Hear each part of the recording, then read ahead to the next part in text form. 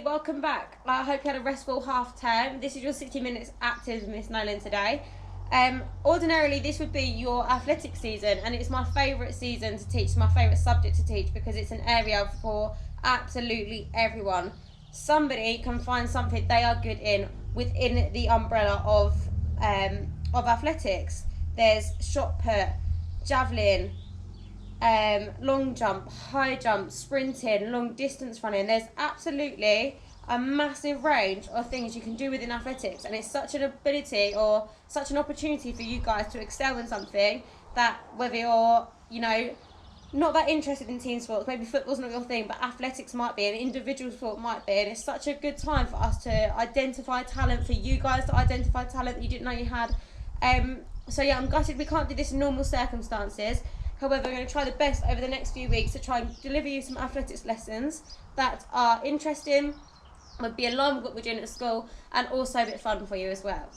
So, let's get on with things. Today we're going to have a look at sprint starts, okay? So when we're thinking about sprint starts, there's lots of different components of fitness that come into play, but today we're going to talk about reaction time, okay? So reaction time is your ability for your body's ability to respond to a stimulus. So that could be something visually or something you hear.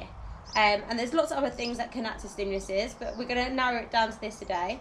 So if you imagine Usain Bolt and you have to think about what he has to react to, the first thing that comes to mind is the gun at the start line, okay? So he has to respond to that noise telling him that's his time to go. So as fast and as accurately as possible, he needs to set off from his starting blocks, okay? So we're going to have a look at different ways we can react today, and then we're going to get on to the sprint start. So, if possible, I would love you to do this lesson outside. Remember to stay inside with the government guidelines, okay? You can go outside for physical activity every day. You can meet somebody from outside your household. However, from outside your household, you must stay in line with the government guidelines of a 2 metre social distancing rule, okay? So, you can take it in turns as you do this, but you want someone to tell you to shout go or to clap or anything like that to get you going. So we're going to do some silly things to start with. What I would like you to do for your first one is you are going to sit down, cross your legs, cross your arms and close your eyes, okay? You are also going to do this backwards. Obviously I'm speaking to the camera now, so you will be looking like this. And when the person says go, you need to get up, out, and sprint off, okay? So that's number one. And all I want you to do is practice that and see how far you can go, or how quick you respond, and judge how hard or how easy it was for you as well. The next thing you're going to do is you're going to do the same thing, but from the front. So you're going to sit down, cross legs, cross arms, eyes closed, and wait for the person to say go, okay? So you're going to get up and sprint off as fast as you can. You're then going to go into the next one, okay, which is on your knees. You're going to sit there, hands on the floor, head down, eyes closed. And when the person says go, you're going to get up and sprint. And then you're going to go from knees facing backwards, hands on the floor, up, and sprint. Okay, and you're going to try out these variations, okay? Obviously, they are not the easiest or the most effective ways for you getting up from the sprint start. But I want you to think about when you're doing this, out of them 4 ones I've given you, what was easiest, what was quickest, what was hardest, and try and justify why. Because if you was going to come up with a perfect sprint start position now, I want you to think about what you could change in your body position to start up with that. So give that a go. I'm going to put in a list of instructions on the next slide in some writing for you, and then we'll get on with the second part of the session.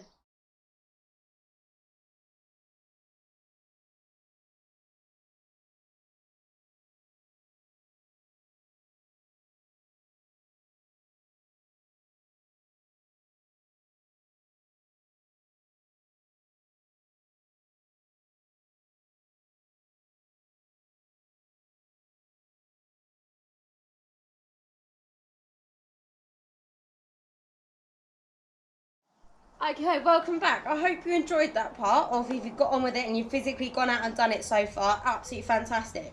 Second part, I want you to try and see if you can find either a natural line somewhere. It might be, if you're on concrete, there might be lines. If you've got a piece of chalk at home, you could draw on the pavement. Or, for example, I'm in my parents' garden right now. My dad's hose pipe is out, so I'm going to be using that for my start line. So, now we've done them silly sprint starts, we're going to have a look at how we can actually make that sprint start better. Okay, so I am right-handed. So I am going to start with my left foot. So all I'm going to do is I'm going to put my toe to the start line, okay, behind the edge, and put it with my left foot, and then I'm going to make an L shape with my right foot. From there, I'm going to take my left foot down, put it behind me, and then I'm going to relax this leg here, okay. I'm naturally just going to put my hands down to the start line, okay. You can see that my knee it's just gone down in line with my ankle. You want it to be a little bit far apart. You should be able to, if you put your thumb and your finger out like this, have about that distance in between. When it comes to where your hand positioning, what you don't want is to have flat hands on the ground like this, okay? I want you to make shapes with your hands like this, upside down U's, or an N shape, sorry. Place your thumb and your fingers on the start line, okay? And your back leg here should be nice and relaxed, but also just on your toes. You're still placing the weight on your knee, okay? So from the top, left foot, make an L, bring the foot behind, place the knee down, fingertips on the line, okay? So you would do that position if the person at the start line says on your marks. So that's what you're going to do. So we're going to go on your marks, into an L shape, down, fingertips, checking the distance. Okay, good.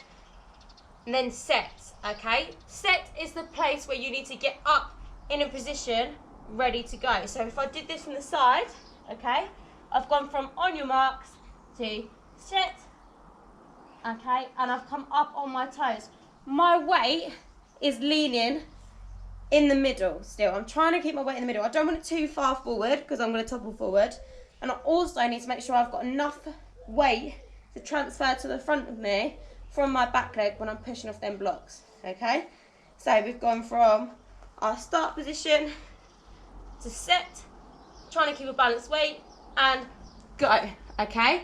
What you don't want to do, what you want to avoid, is coming from here into straight upright position, okay?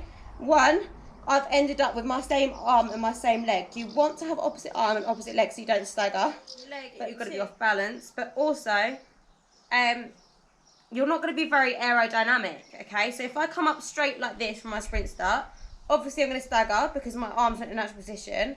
If I come up from a sprint start, okay, I want to keep nice and low and come up gradually. Okay, the idea is that you're trying to stay as aerodynamic as possible. If I come up straight away, okay, there's a lot of forces coming against me that's going to slow me down. The aim is to keep as slick as possible as you come from your sprint start into your sprint. I'm going to see if I can find some good clips of maybe Usain Bolt for you, or someone to show you exactly what I mean. It's very hard to demonstrate this over camera because there's only so much you guys can see. So there you have it. So for today's lesson, you are going to do the silly sprint starts to start with. You're going to think about how quick or how long it took you to react. What was the easiest? What was the hardest? If you could change anything, what would you change about that? And then you're going to have a go at doing the sprint starts naturally. Okay, and following on from this lesson, we will do a actual sprint technique for you. So you'll be following on in a natural circle. So I hope you enjoy this. If you do have any videos or clips or anything like that you want to send in, please do. We love seeing them. And yeah, have a fantastic week, and I look forward to seeing you next week.